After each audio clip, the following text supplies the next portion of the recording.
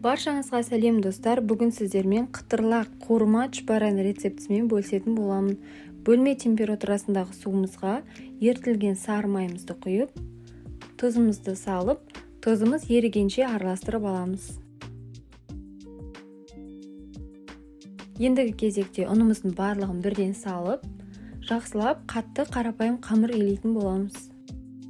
Қуырма чупараларымыз өте дәмді, қытырлақ болып шығады. Міндетті түрде жасап көріңіздер. Дастарханның сәнін ашып тұратыны сөзсіз.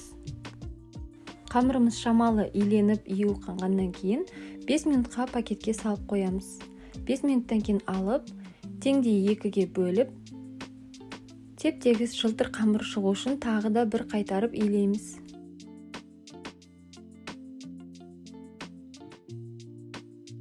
Осы қамырларымызды тағы да 10 минутқа демалдырып қоямыз.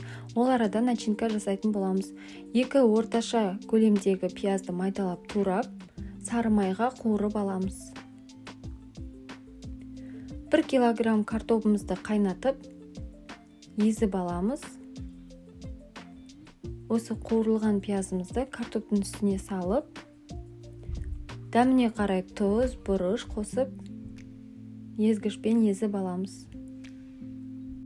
Начинкамызды қамырдың алдында жасап қойсақ та болады. Начинкамыз тиюге келгенде суып тұру керек. Салқын болып тұрған жақсы, себебі жылы немесе ыстық болса, қамырға жабысып тию ыңғайсыз болады. Енді кезекте қамырымызды жұқа етіп жайып аламыз. Бірінші кішкене оқтаумен үлкейтіп аламыз. Ары қарай үлкен оқтауға салып, жұп-жұқа қамыр жаямыз.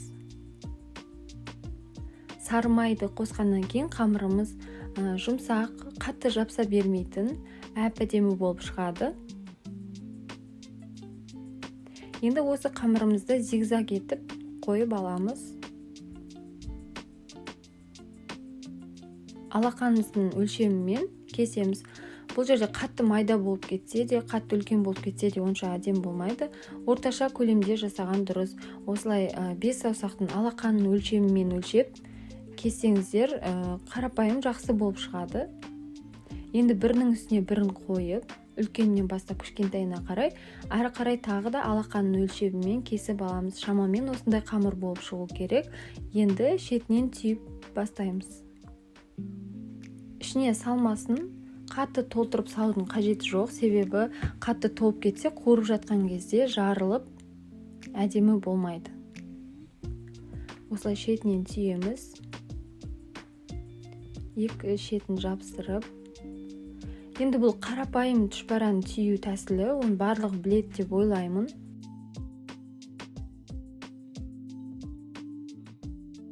Қаттырақ жабыстырып түйуге тырысыңыздар. Міне осылай болып шығады. Бұл бізде бір қамырдан. Енді қызып тұрған майға сарғайғанша пісіріп аламыз. Міне осылай болып шығады. Міндетті түрде жасап көріңіздер. Ұнаса лайк, комментарий қалдырып тіркеліп қоюды ұмытпаңыздар. Ас болсын.